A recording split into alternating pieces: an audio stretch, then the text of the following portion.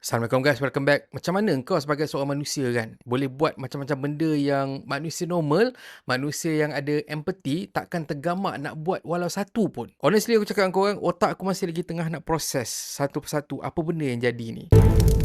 Terima kasih Panglima. Syah.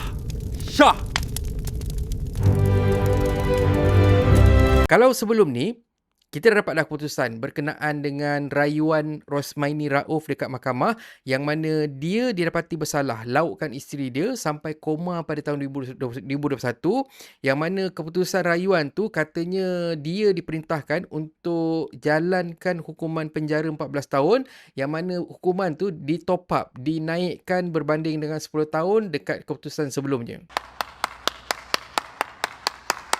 Dia diperintahkan untuk dihantar ke penjara serta-merta dan mahkamah top up bayaran pampasan yang dia kena bayar pada penjaga isteri dia, Jahidah, sebanyak RM25,000 dan kalau kata dia tak bayar kan, dia kena penjara 6 bulan lagi.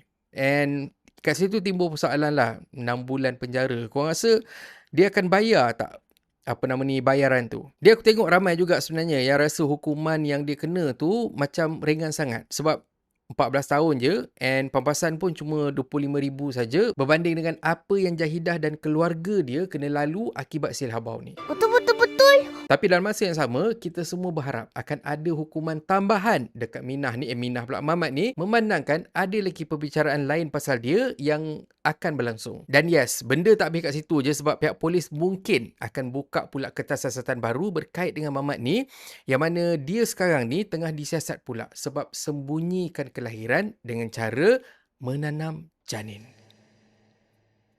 Kita semua sedia maklum lah berkenaan dengan kes dia laukkan isteri dia yang lain, lagi seorang, yang berusia 39 tahun. Lepas dia dibenarkan keluar dari hukuman penjara sementara nak tunggu proses rayuan dia berkait dengan kes dengan Jahidah yang membawa kepada penahanan dia dekat Alor hari tu. Isteri dia yang seorang lagi ni, waktu tu tengah mengandung 12 minggu dan gugur lepas apa yang Mamat ni buat. Aku difahamkan Rosmaini disyaki tanam janin tu dekat satu masjid dekat Alor dan lepas Rosmaini dan isteri dia dibawa ke kawasan perkuburan dekat masjid tu dan ditunjukkan lokasi janin tu ditanam kepada pihak berkuasa, pihak polis jumpa tisu kering yang dah tak ada dah rupa janin sebab dah lama ditanam. Yalah, benda pun jadi waktu awal April, dah sebulan lebih kurang sebulan lah benda tu jadi kan.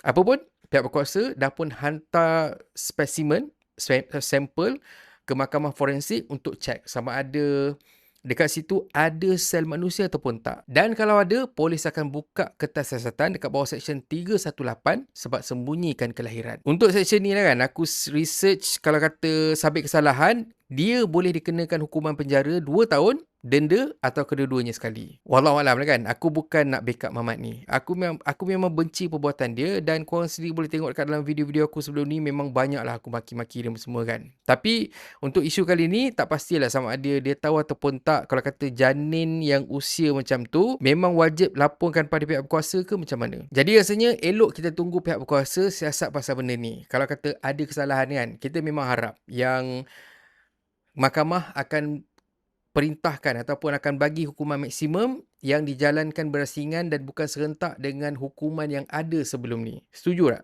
Betul pun. Apa pun, insyaAllah kalau kata ada update yang terbaru nanti, aku akan share dengan korang. Buat masa ni, kita doakanlah kesembuhan, kesejahteraan untuk isteri-isteri Mamat ni yang teraniaya. Kesian orang weh. Betul. Dan kata pantun, pakai kurta seluar panjang. Pergi pekan, tengok wayang. Isteri disayang, bukan diganyang. Anak ditatang, bukan dibuang. Dan kalau korang suka konten ada dalam channel ni, please consider to subscribe guys. Thank you very much for watching. And have a nice day. Assalamualaikum. Aku rasa aku tak payah nak sembang lebih dah pasal perfume Paradise ni. Awalnya, aku skeptikal dengan ketahanan perfume ni. Tapi sebab muka anak aku seiras dengan muka anak founder perfume Paradise ni, aku pun try lah beli. Mana tahu jodoh kan? By the way, lepas aku pakai beberapa jenis perfume dia, aku tercek lain dah. Aku suka pakai PLO, BLK, Azam dan juga Sauvage. Harga dia pun murah gila dan every time bila kata aku order dekat Shopee kan, 1 hari je terus sampai rumah. Pada korang semua yang cari perfume murah, perfume yang best, perfume yang tahan, aku recommend dekat korang untuk pilih perfume Paradise dan untuk aku pilih Azam.